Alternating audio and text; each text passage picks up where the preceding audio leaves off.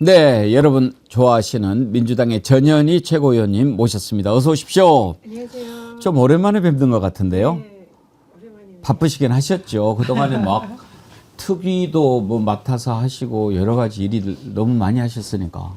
네, 네. 지금도 또 여러 가지 역할 맡아가지고요. 건강 잘 챙기면서 하십시오. 네, 우리 이재명 대통령님. 몸살 나셨죠. 아, 강철인들 버티겠습니까? 네, 정말 진짜 그 안쓰럽습니다. 시정연설에서 영혼까지 갈아 넣으면서 했다는 말이 가슴에 확 와닿더라고요. 네, 에휴, 참. 그래요. 좀 어떻게 좋아지셨다고 그러던가요? 오늘 이제 아마 좀 일정을 좀 줄이신 것 같고요. 네. 그래도 워낙 강골이시라 금방 일어나실 겁니다. 네, 옛날 당에 같이 계실 때 네. 이렇게 보시면은 좀 남다른 체력이다 이런 생각 드십니까? 네, 맞습니다. 그때 우리 주위에서 다들 그냥 혀를 내두른 게 가장 빨리 오시고 가장 늦게 퇴근하시고 또 일이란 일은 도맡아 다 하시고 또 댁에 가서도 밤늦게 또 SNS 소통하시고 도대체 저분 언제 주무시나 이런 생각이 들 정도로 정말 열정적으로 일하셨어요.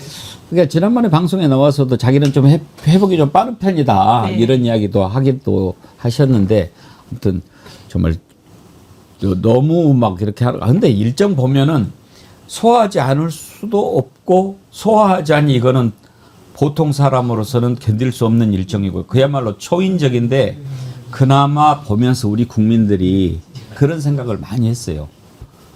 윤석열이었으면 어쩔 뻔했냐. 그러니까요. 대통령이라는 직책이 워낙 일정이 많고 할 일도 많고 그런 자리인데 윤석열의 경우에는 돌이켜보면 뭐 출근 시간도 잘 지키지도 않고 늦잠 자고 술 마시고 뭐 이런 식으로 대통령직을 한 것 같아서 우리 이재명 대통령님과는 정말 비교되는 그런 분이신 것 같습니다. 저는 제일 황당한 것이 네, 그렇게 밤늦게까지 술 처마시고 지각을 밥 먹듯이 하고 또 심지어 마치 제때 출근한 것처럼 조작까지 하고 그랬던 자가 전현희 위원장님 쫓아내려고 출근 시간 가지고 문제 삼았던 것이 저는 너무나 아이러니해요. 저도 그 부분이 저한테는 제일 억울한 부분인데요. 출장을 많이 다닙니다. 권익위원장 예. 전국을 다녀요. 출장 갔을 때도 9시에 사무실에 출근 안 했다. 뭐 지각이다, 결석이다. 이런 식으로 그때 조사를 했었습니다. 그래서 그냥 그러고는 기정사실화 해서 외부에 공개하고 그래서 그 부분이 조작을 통해서라도 저를 쫓아내려고 했던 정권이었던 것 같습니다. 그 국민권익위원회가 있고 또 네. 국가인권위원회가 있잖아요. 네. 지금 안창호 위원장이 있는 데는 인권위원회입니까? 네. 뭐가 다릅니까?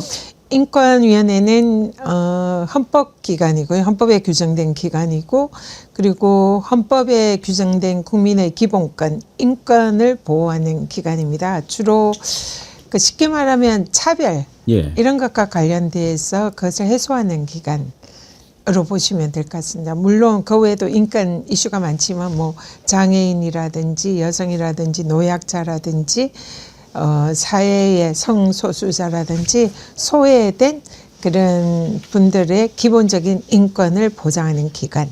그게 인권이고요. 국민권익위원회는 권익, 국민들의 권리와 이익을 보호하는 기관입니다. 그리고 반부패, 부패 방지 기관이고요.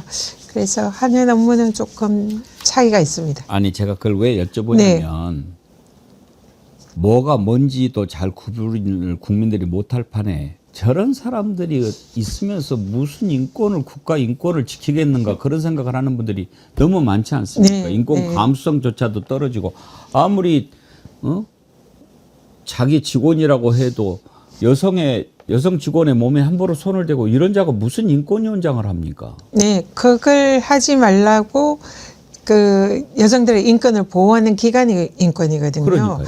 그러니까 인권을 무시하고 탄압하는 사람을 인권위원장으로 앉혀놓은 것 같아요.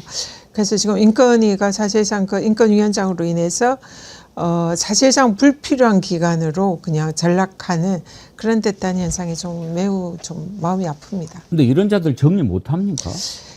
법에 이제 임기가 정해져 있어서 사실상 이 형사처벌에 의하지 않고는 좀 사실상 어려운 상황입니다. 보면은 참 말도 안 되고 아까 네. 우리 전현 위원장님도 그렇게 말도 안 되는 일을 이제 엮어서 하려고 그랬는데 그건 완전히 경우가 180도 다른 건데도 이렇게 이루어지고 있는데 이제 최고위원님은 그거 다 이제 정리가 됐지 않습니까? 네, 모두 무혐의로 종결이 됐습니다. 근데 지금 국민들이 이거 세상 바뀐 거 맞아 하는 일들이 많이 일어나는 것 중에 하나가 법원은 몰라도 검찰은 좀 잘못된 것을 바로 잡아야 되지 않는가.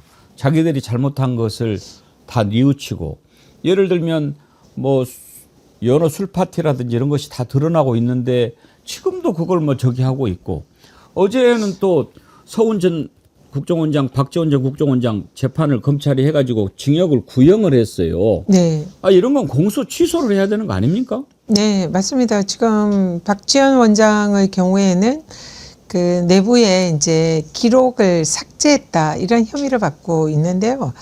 검찰에서 그런 이제 기록 삭제 혐의로 기소를 했는데 알고 보니 지금 현재 국정원 자료에 밝혀진 걸로는 삭제한 적이 없고 그 기록이 그대로 남아 있다. 그러니까요. 그래서 사실상 증거를 조작하고 공작 기소를 한 게 이제 밝혀졌는데 그럼에도 불구하고 검찰은 어제 2년인가 징역형을 구형을 했더라고요. 예. 그래서 이 사실상 지난 정권에 그 공작 기소와 이런 야당 탄압을 했던 그 검찰이 아직도 반성하지 않고 계속 그 정권의 탄압을 이어가고 있다. 이렇게 보이고요. 실제로 뭐 서훈 우리 이제 전 안보실장의 경우에도 매우 억울한 사안입니다. 당시에 윤석열 정권의 검찰이 이재명 우리 민주당 대표라든지 또 야당 그 인사라든지 그리고 이재명 지사의 측근들 뭐 김용이나 정진상 이런 분들에 대해서도 지금 이제 서서히 법원에서 드러나는 게 검찰이 증거를 조작했고 검찰이 시켰고 그리고 증언들도 지금 다 검찰의 기소를 좀 부정하는 그런 방향으로 다 드러나고 있거든요. 예. 그래서 실제로 이 기소를 이제는 지난 정권의 공작 기소였으니까 이거를 취하하고 국민들에게 사과해야 되는데 아직도 검찰이나 뭐 감사원이나 이런 권력 기관들은 여전히 전혀 바뀌지 않은 것 같습니다. 인권위도 마찬가지고요. 이제 뭐 그 조사를 해봤는데 자료가 그대로 남아있고 삭제한 것도 없다고 하니 네. 보나마나 이제 저는 선고에서 법원이 무죄를 선고할 것이라고 당연히 그럴 거라고 생각을 합니다만은 그걸 그동안 수사를 해왔다 하더라도 일부러 그 무엇 때문에 그런 의도를 가지고 수사를 했는지는 이제 우리가 다 알잖아요. 네. 그러면은 새로운 검찰이 됐다면 그 지난날의 잘못을 반성하고 공소 취소를 해야 마땅한데 그걸 기어이 징역을 구형하고 이러는 것을 보면서 역시 검찰 안 되겠구나라고 하기도 하지만 정성호 법무부 장관 제대로 하고 있는가 이런 생각을 하는 분들이 많은데 그건 장관이 마음대로 못합니까? 장관의 경우에는 구체적 그 사건에 대해서는 사실상 관여할 수가 없습니다. 그렇기 때문에 이제 그런 구체적 사안에 대해서 뭐 기소를 취하해라 뭐 이렇게 하기는 어렵고요. 예.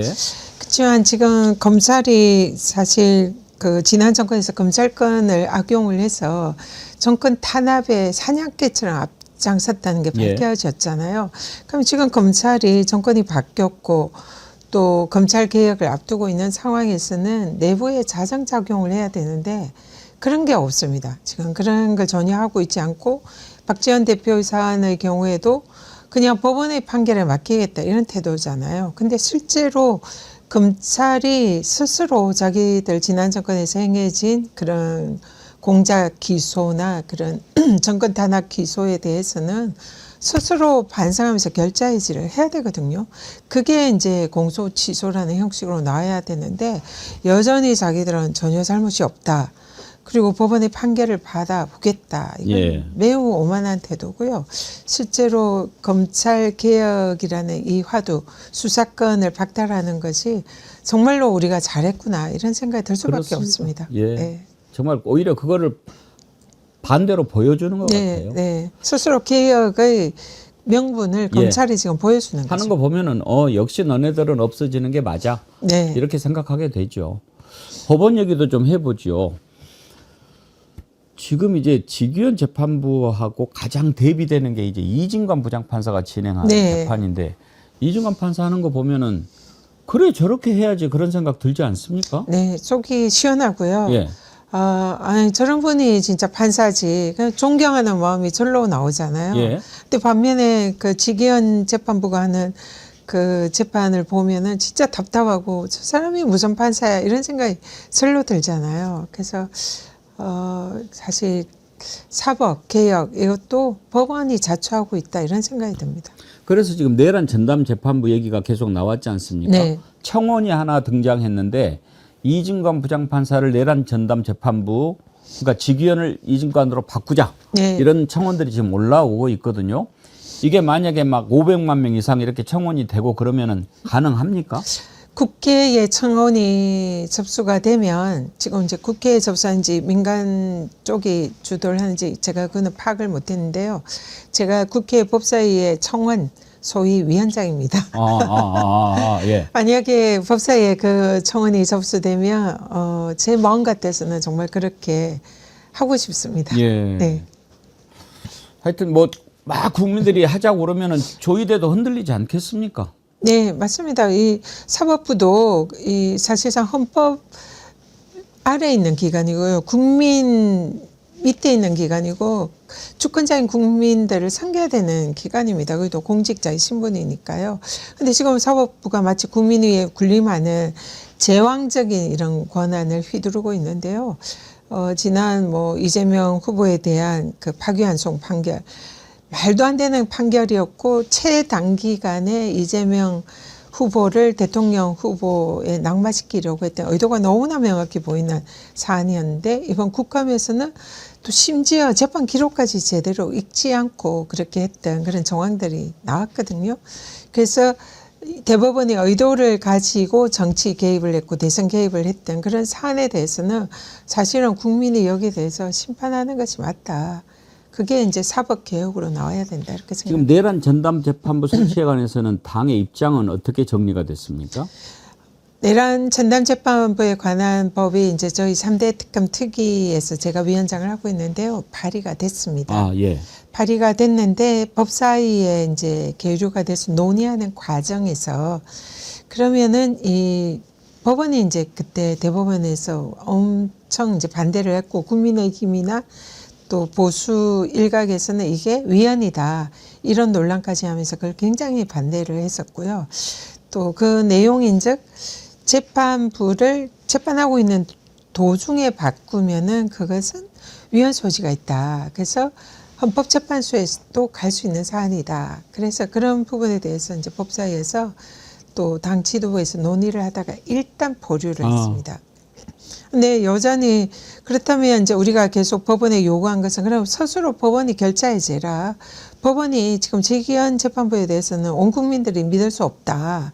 공정성이 의심된다 이러고 있는 상황에서 사법부 신뢰를 회복하려면 법원이 나서야 되는 거 아니냐. 그래서 법원에 이제 계속 촉구를 했는데 법원이 꼼짝 안 하고 있습니다. 근데 이게 정말 마음 같아서는 지기현 재판부를 당장 교체를 하고 싶지만 이게 12월 중에 이제 이 변론을 종결을 한다고 하니 얼마 안 남았잖아요. 예.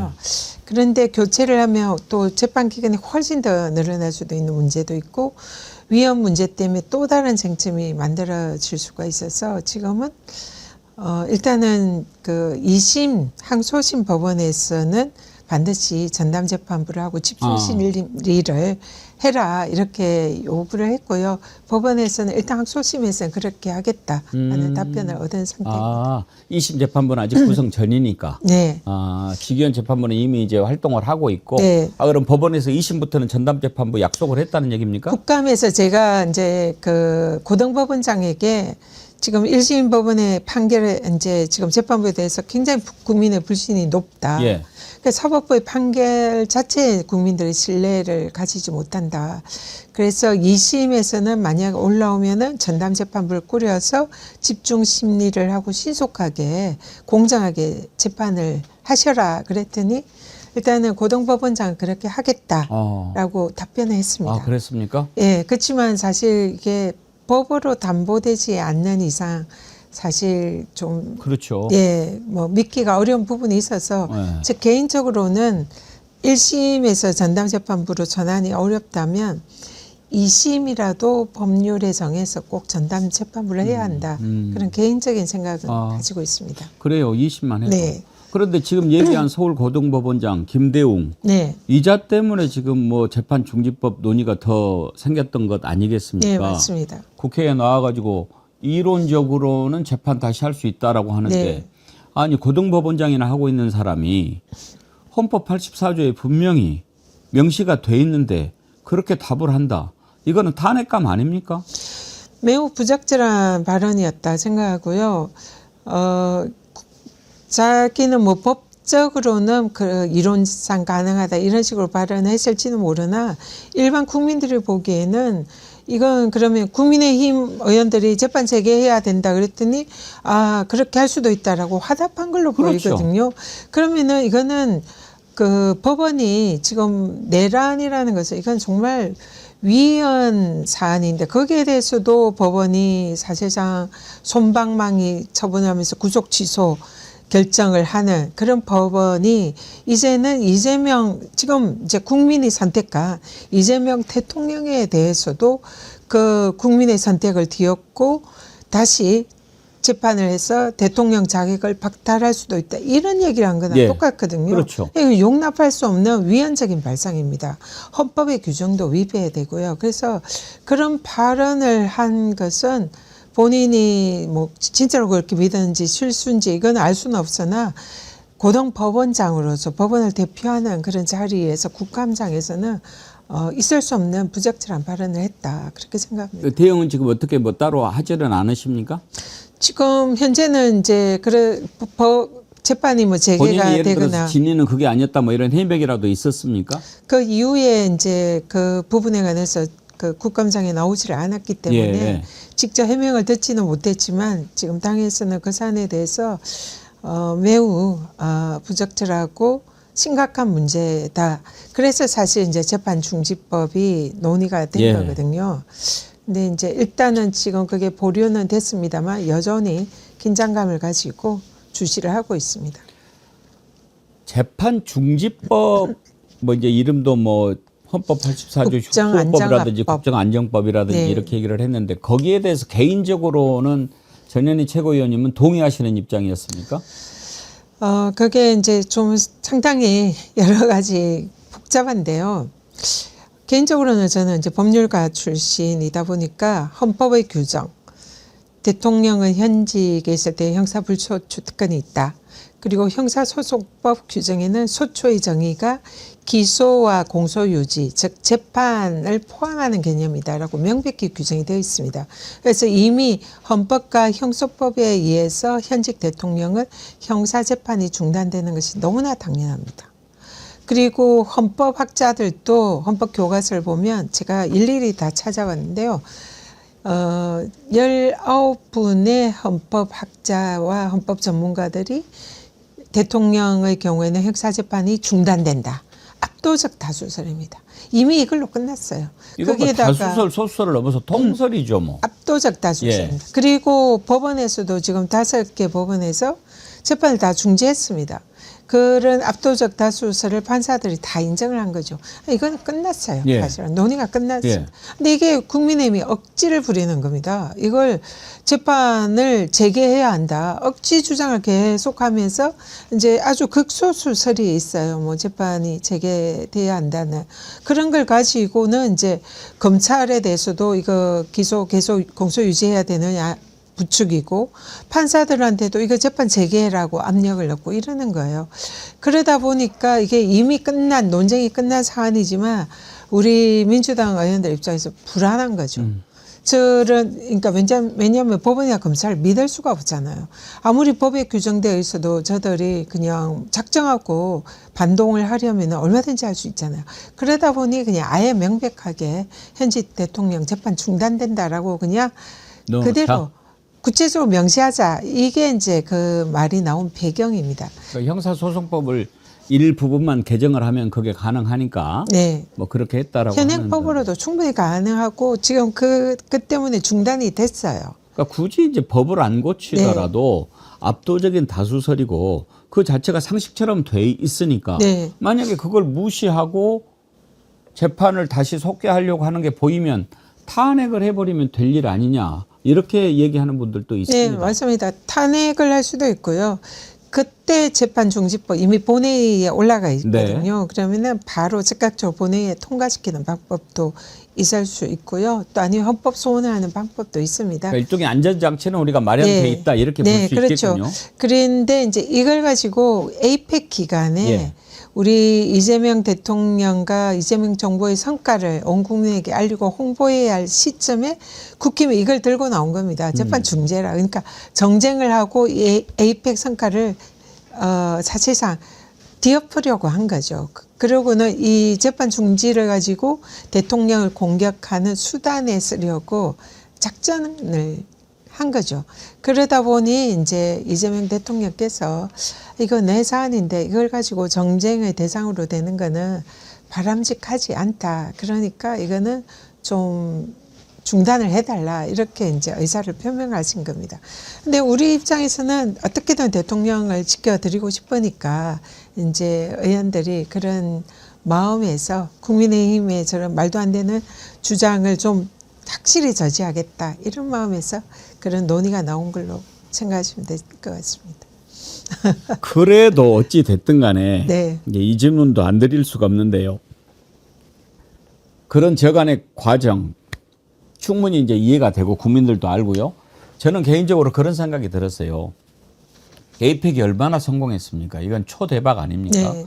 그야말로 우리가 기대했던 것 이상의 뭐 GPU도 그렇고 관세 협상도 그렇고 핵 잠수함도 그렇고 그러면 이제 손흥민이 예를 들어서 골을 넣었다 이거예요. 네. 그러면 골을 넣고 세레모니를 하지 않습니까? 막 그라운드를 질주하면서 막 이렇게 뭐 하고 막 이렇게 하는데 좀 한 바퀴 돌고 가서 이렇게 안아주고 이래야 되는데 골 넣고 달리려고 그러는데 그냥 와서 안아버리면 골 넣은 선수가 힘 빠지지 않겠습니까?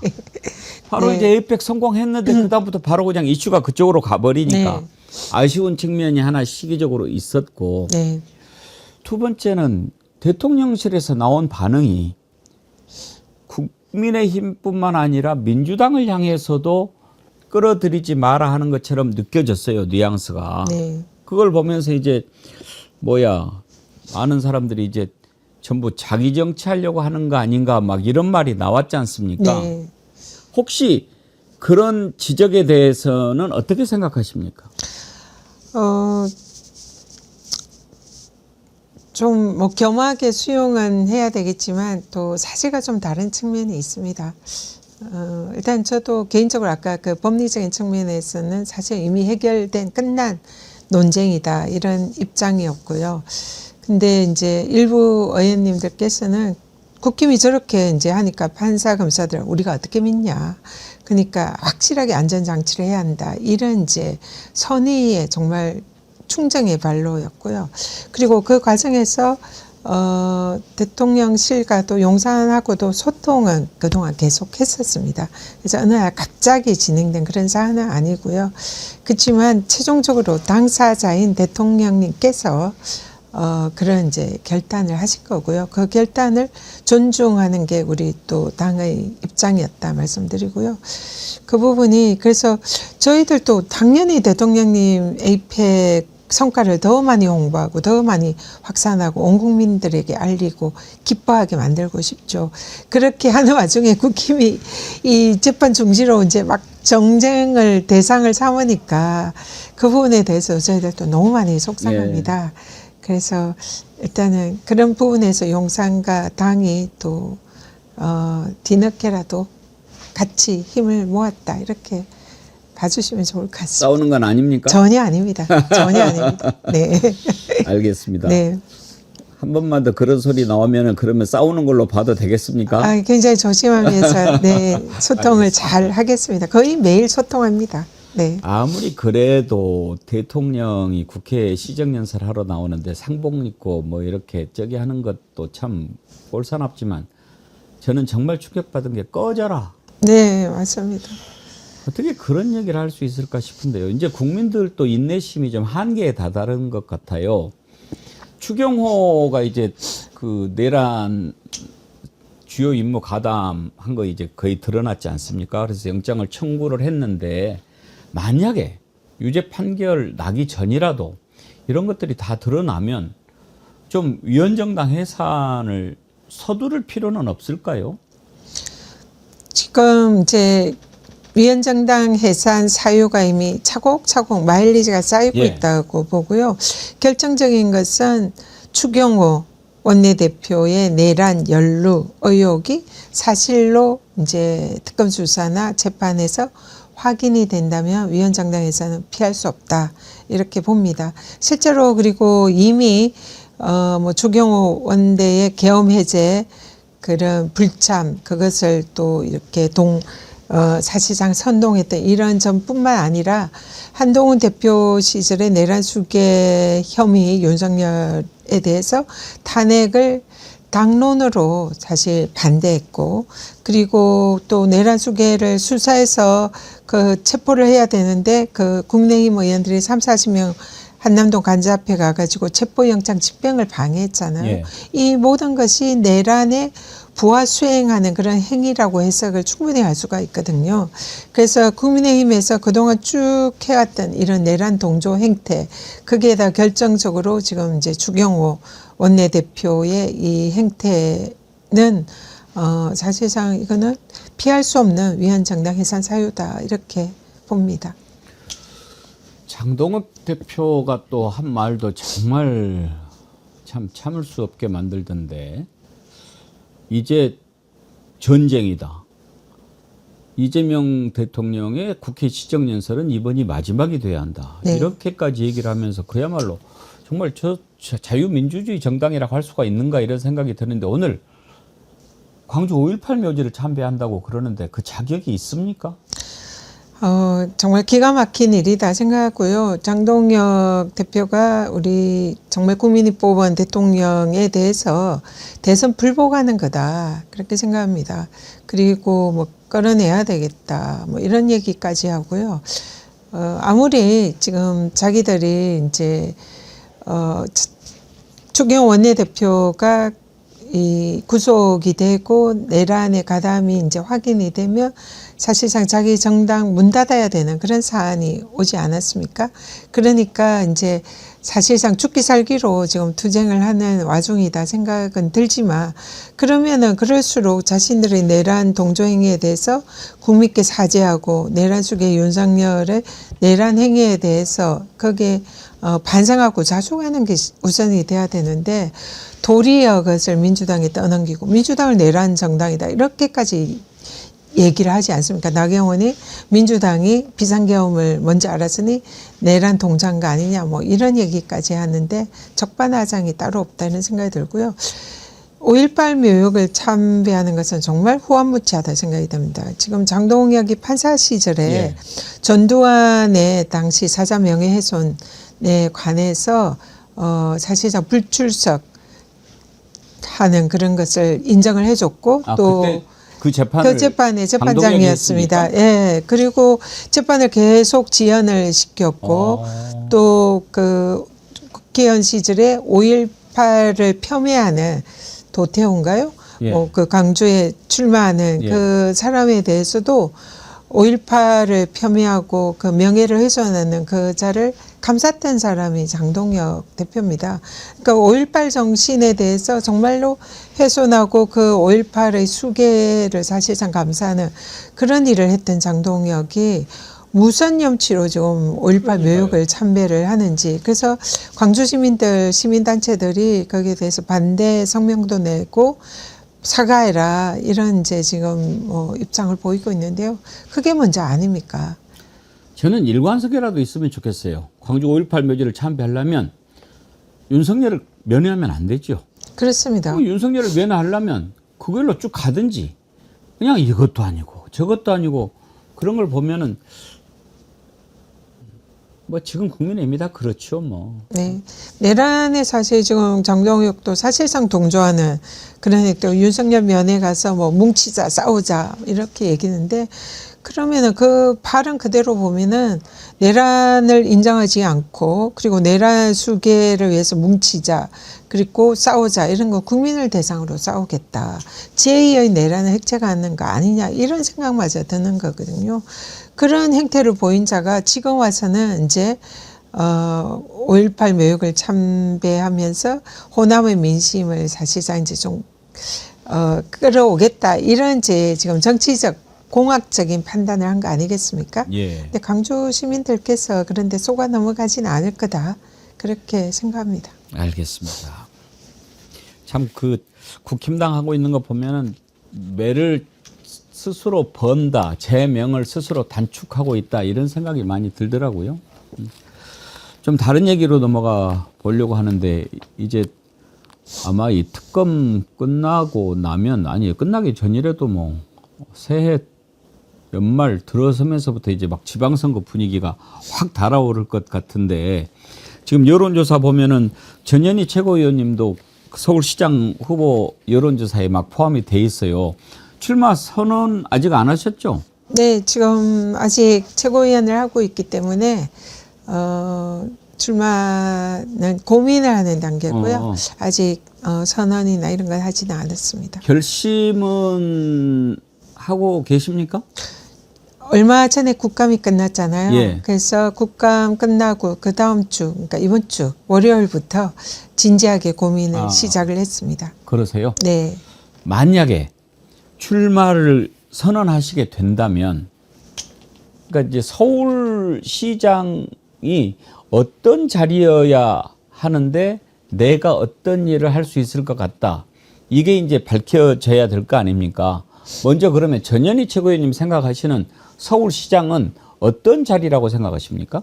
서울시장은 이 1,000만 서울 시민들을 저는 행복하게 드려야 됐다 생각합니다. 이게 이제 행복이라는 건 추상적인 단어기는 하지만은 저는 거기에 제가 정치하는 그런 목적, 이유도 있고요.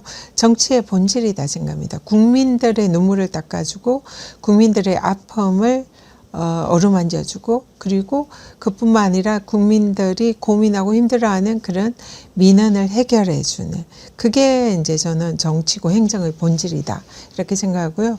이재명 대통령께서도 당대표 시절에 이제 저랑 대화를 할 때 늘 그런 말씀을 하셨습니다. 행정의 본질은 민원 해결이다. 그래서 이재명 대통령께서 경기도지사 시절에 해결했던 많은 민원들 그런 사례들을 저한테 말씀을 많이 해주셨어요. 근데 저도 똑같이 공감합니다. 서울시장이라는 자리는 행정을 하는 자리고 이 행정의 본질은 민원을 해결하는 거고 국민들의 시민들의 눈물을 닦아주고 아픈 시민들이 없게 행복하게 해주는 게 이제 저는 서울시장의 가장 중요한 그런 덕목이다. 예. 그렇게 생각합니다.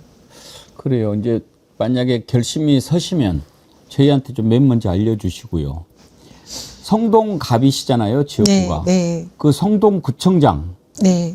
정원호? 네. 정원호 구청장도 이렇게 그 여론조사에 많이 이렇게 높게 나오던데 그 서로 좀 가끔 대화하십니까? 네, 뭐 같은 지역에 있으니까 예. 가깝게 지내고 뭐 많이 의논을 하고 있습니다.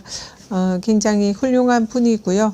또 주민들한테 많은 존경을 받고 있는 그런 분이라 예, 뭐 저도 굉장히 개인적으로는 존경을 합니다. 예. 네.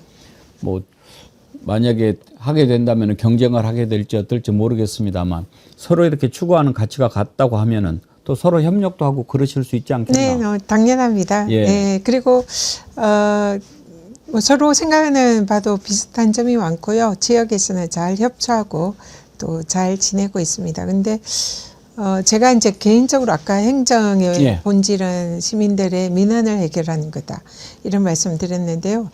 제가 이제 국민권익위원장 출신이잖아요. 국민권익위원회가 국민들이 이제 아까 뭐 하는 기관이냐 이랬는데 국민신문고라는 이 그 플랫폼, 온라인 예. 플랫폼이 있습니다. 여기에 한 해에 한 몇만 건의 민원이 접수되는지 아세요? 얼마나 들어올까요? 한 해에 한 평균 1,000만 건이고요.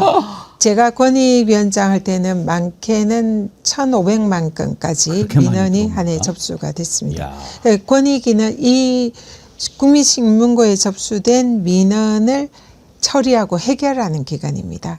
그렇기 때문에 제가 3년 동안 가장 많이 했던 것이 국민들의 민원을 해결하는 일이었습니다. 그것도 뭐 사무실에 앉아서 해결하는 게 아니라 아까 제가 출장이 많았다고 했잖아요.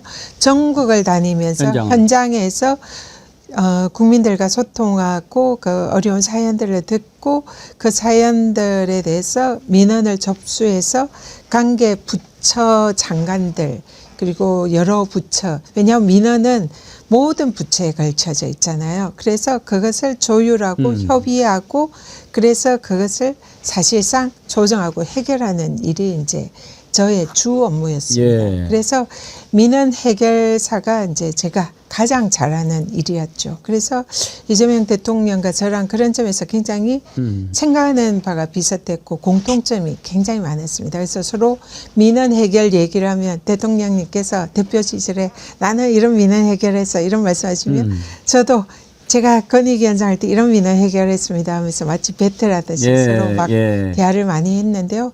그런 부분에서는 이재명 대통령님과 저가 생각이 너무나 비슷한 점이 많았고요. 그러다 보니 대통령님과 저하고 이제 대표 시절에 소통을 하면서 국민신문고를 더 국민들의 민원을 효율적으로 해결하는 방법을 같이 많이 논의를 했어요. 그래서 제가 권익위원장 시절에 이것을 AI 국민신문고로 전환을 시켜서 지금은 한 해결하는데 한 12일 정도 평균 걸리거든요. 많이 걸리면 몇 달이 걸리는 경우도 있습니다. 근데 이걸 AI 신문고로 전환하면 빠르게는 10분 내 아니면 늦어도 하루 내내 해결을 할 수가 있어요.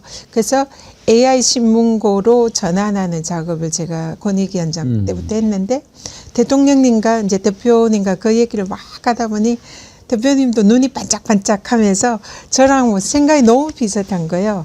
그래서 그때 우리 대표 시절에 했던 그 작업이 대통령 공약 때 AI 국민신문고가 국정과제로 반영이 됐고 또 대통령이 되신 이후에 저한테 대통령실 그 수석을 보내서 AI 신문고를 우리 이재명 정부에서 구축하도록 같이 좀 협업을 해라. 그래서 지금 현재 그 구축을 대통령실과 협업을 하면서 구축을 하고 있습니다. 이게 완성이 되면 국민들이 정말 행복해지실 겁니다. 말씀 듣다 보니까 카피가 딱 하나 지나가네요. 해결사 전현희, 예? 해결사 시장이 되시겠다. 이게 문제를 지적하는 사람들은 많은데 예. 그걸 해결하는 사람들은 그렇죠. 그렇게 많지 않다고 하더라고요. 그래서 사실 아까 그 공익위원회에서 활약하셨던 것을 이렇게 들으면서 맞아. 근데 워낙 이제 핍박받은 것을 우리가 많이 기억하다 보니까 네. 전현희 위원장 하면은 그냥 윤석열한테 핍박받았던 그런 이미지만 있는데 사실은 권익위원회에서 하셨던 많은 일들이 있잖아요. 그게 그 핍박에 좀 가려진 측면도 좀 네. 있어서 아쉽기는 해요. 네, 제가 원래 이제 뭐 전문가 이미지 그리고 정책 이미지 그리고 민원 뭐 제가 택시 카풀 사회적 대타협 이것도 국회의원 시절에 한 200여 차례 현장을 찾아가면서 관련자들 설득하면서 대타협을 이루고 해결했던 그래서 제가 그 권익위원장으로 발탁된 것은 그런 이제 저의 예. 민원 해결 이것 때문에 사실 대통령님이 발탁하셨다 이러셨거든요. 알겠습니다. 그런데 윤석열 탄압을 받으면서 제가 사실은 이제 투사로 이렇게 사실 그래요. 국민들이 인식을 예, 하게 예. 됐는데요. 이제는 행정 전문가로서의 그런 이제 저의 능력도 앞으로 좀 많이 보여드리겠습니다. 기대하겠습니다. 끝으로 네. 지방선거 이제 치르게 되면 조국혁신당하고 민주당하고의 관계는 어떻게 되는 것이 바람직하다고 생각하십니까? 조국 혁신당과 민주당은 서로 역할이 다르다 생각합니다. 조국 혁신당은 스스로 이제 세빙선 역할을 하겠다. 그리고 개혁의 최전선에서 그런 이제 비개혁적 이런 부분을 타파하는 그런 역할을 앞장서서 수임을 하겠다라고 이제 자임을 하고 있고요. 민주당의 경우에는 개혁 정당이긴 하지만 아무래도 집권 여당이다 보니까 이제 전반적으로 다 챙겨야 되는 중도 합리적 보수 또 국민 전체를 또 챙겨야 되는 그런 입장이기도 합니다. 그렇기 때문에 조국 혁신당과 민주당은 조금은 개혁적인 측면이지만 조금 결이 다른 부분이 있고요. 그래서 각자가 잘할 수 있는 그리고 해야 되는 그런 책무를 각자의 자리에서 하는 것이 더 맞지 않나 현재는 그런 생각을 가지고 있습니다. 그러니까 이제 총선 때 같으면은 지역구는 민주당, 비례는 조국 뭐 이렇게 하면서 뭐 우리한테 표를 주세요라고 했는데 이제 지방선거는 그런 비례대표가 없으니까 후보를 만약에 낸다면 민주당 표를 깎아 먹을 수밖에 없는 거고 안 내자니 뭐 그럴 거고 그래서 뭔가 좀 서로 협력과 연대가 필요한 게 아닌가 하는 의견들이 있지 않습니까? 네. 거기에 대해서 어떻게 생각하시느냐고 여쭤본 겁니다. 당연히 조국 혁신당과 협력하고 연대해야 된다 생각하고요. 실제로 뭐 정책이나 이런 부분도 현재도 많이 연대를 하고 있습니다. 그래서 이제 구체적으로 어떤 형태로 연대를 할 것인가 이 부분은 이제 앞으로 좀 더 고민해야 되는 영역이다 이렇게 그렇죠. 봅니다. 네. 네, 시간이 좀 남은 것 같아도 또 금방 오니까 말이죠. 네. 예. 오늘은 말씀 여기까지 듣고요. 네. 좀 자주 나와 주십시오. 네. 예. 네. 항상 이렇게 나오시면 우리 김종희님, 전현희 최고위원님 외유 내강에 본보계십니다. 그런 글 주셨는데 정말 그래요. 예. 오늘 말씀 고맙습니다. 네. 예. 네. 고맙습니다. 민주당의 전현희 최고위원님 만나봤습니다.